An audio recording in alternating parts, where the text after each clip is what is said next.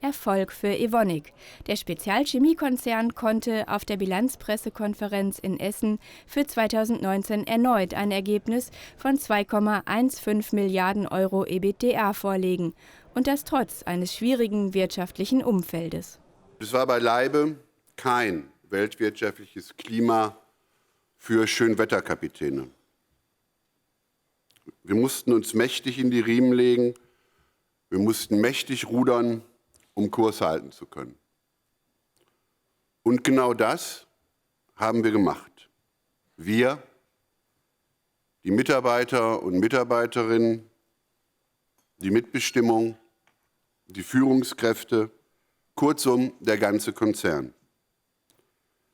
Für dieses Engagement, für diesen Einsatz sind wir 4 zutiefst dankbar. Evonik hat in 2019 gehandelt. Wir haben investiert, wir haben gekauft, wir haben verkauft, wir haben umgebaut. Und all das bei einem durchaus heftigen konjunkturellen Gegenwind. Evonik ist in 2019 besser geworden.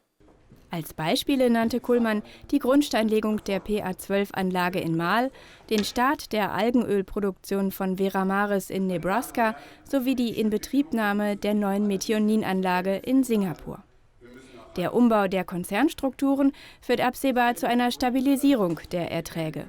Finanzvorstand Ute Wolf erläutert: Evonik hat von der erfolgreichen Arbeit der letzten Jahre profitiert. Unser Portfolio ist robuster und weniger zyklisch geworden. Können Sie da vielleicht noch mal grob den Anteil sagen am Geschäft? Wie viel ist Spezialisierung, wie viel ist Basis? Und wo wollen Sie denn geschätzt sinnvollerweise hinkommen? Wir haben uns in den vergangenen Jahren hin zu einem Anteil von 80% Specialty und 20% Basischemie. Und das Ziel ist, über die Strecke den Anteil der Spezialchemie weiterzuentwickeln. Für das Jahr 2020 lässt Evonik angesichts einer Reihe von unkalkulierbaren Entwicklungen bei seiner Gewinnprognose einen größeren Spielraum.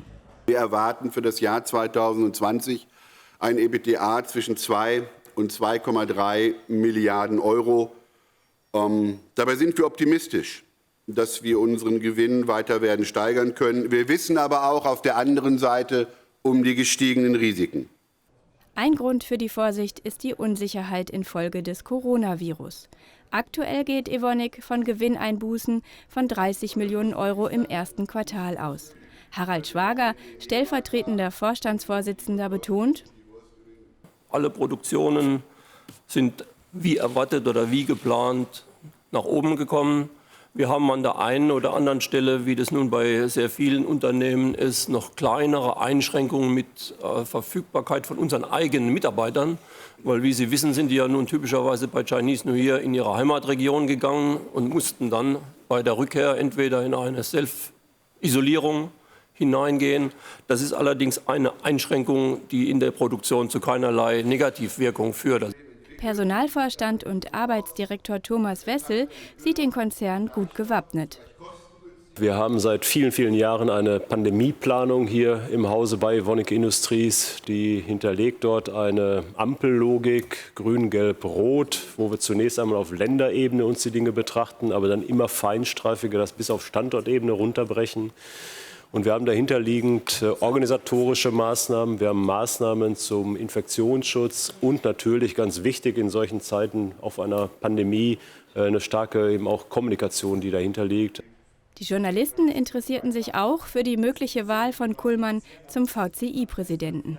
Sollte ich Ende März von der Mitgliederversammlung zum Präsidenten des VCI gewählt werden, wäre es mir eine große Ehre und es wird mir dann ein großes Vergnügen sein, diese so wichtige Schlüsselindustrie nicht nur für Deutschland, sondern auch für die Welt entsprechend vertreten zu dürfen. Was sehe ich? Wir sind die Ingenieure der Zukunft. Und das bedeutet, dass wir damit auch Wachstumsmotor für moderne Wertschöpfungsketten sind. Ein Windrad ohne uns dreht sich nicht. Ein Elektroauto ohne uns fährt nicht. Die Leichtbauweise die vieles effizienter macht in der Mobilität, kann es ohne uns nicht geben. Wir sind also ein gutes Stück Zukunft und das im doppelten Sinne des Wortes. Den Anspruch an die Chemieindustrie bringt Evonik auch in seinem neuen Selbstverständnis zum Ausdruck. Die Chemieunternehmen der Zukunft, meine Damen und Herren, werden keine reinen Chemieunternehmen mehr sein. Evonik ist es schon heute nicht mehr. Unser Brand wird zukünftig heißen Leading Beyond Chemistry to Improve Life Today and Tomorrow.